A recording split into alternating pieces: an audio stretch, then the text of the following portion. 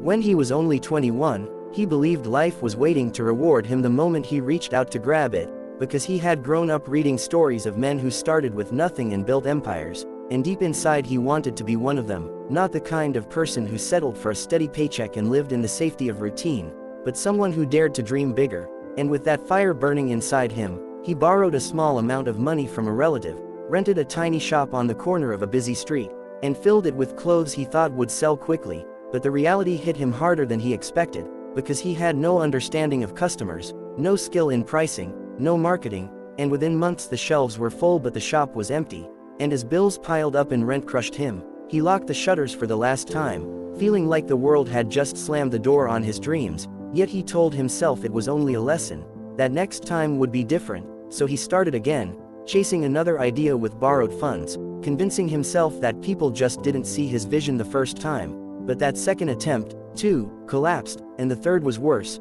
The fourth barely survived a few months, and by the fifth failure, whispers started spreading among relatives, neighbors, and even friends, whispers that carried weight like stones thrown at a man already struggling to stand, whispers that he was reckless, foolish, wasting his youth, throwing away not just money but his life. And the sharpest pain came not from losing businesses but from seeing his mother's eyes filled with worry each time she watched him sink deeper, and his father's silence that felt like a wall between them, heavy with disappointment, as if every failure confirmed that he was nothing but a stubborn dreamer chasing shadows. And while others his age were climbing ladders in careers, saving money, buying small cars, and planning marriages, he was broke, drowning in debts, and often eating the cheapest food just to make it through the week. But what hurt him most was loneliness, because one by one the people who used to believe in him started stepping back. Girlfriends left because no one wanted to tie their future to a man who couldn't even secure his present. Friends stopped calling because failure is contagious in the eyes of society, and even relatives avoided his gaze at gatherings, leaving him feeling like a man walking through life with invisible scars no one wanted to acknowledge.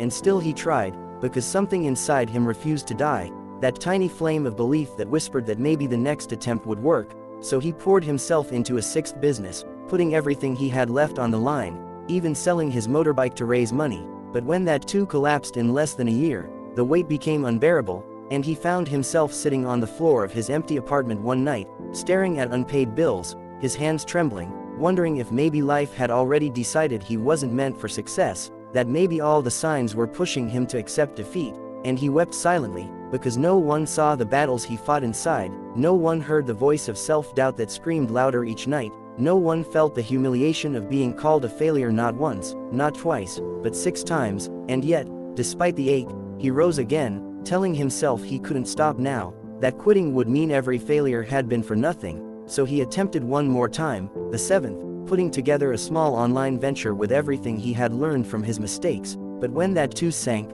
faster than the others, it broke something in him, because it wasn't just the business that failed, it was his spirit. And for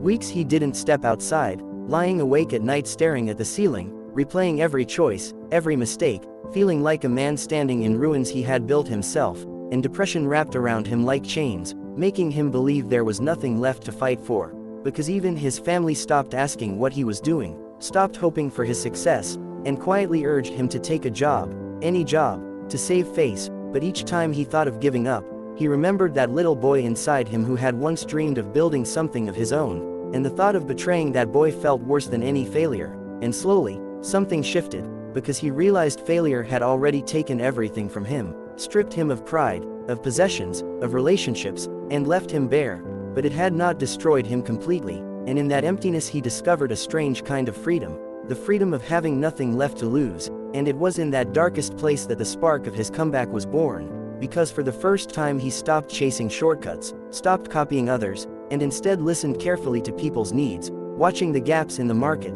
understanding that business wasn't about ego but about solving problems. And with no capital but endless lessons carved into his soul, he started small, freelancing skills he had picked up over the years, saving little by little, treating every customer like gold, and soon he had enough to build something more solid. This time not flashy but practical, something people actually wanted. And month after month, the seed began to grow, slow but steady, until he realized he had created not just a business but a foundation. And the man who once failed 7 times now stood stronger because each failure had been a teacher. And while money started to flow and debts were repaid, the real victory was not the profit but the man he had become. because he no longer feared falling, he no longer feared being judged, he had walked through the fire and survived, and now people who once mocked him came to him for advice, investors who once ignored him asked to partner, and even his father, once silent with disappointment, finally placed a hand on his shoulder with quiet pride, while his mother's eyes filled with tears of relief. And one evening,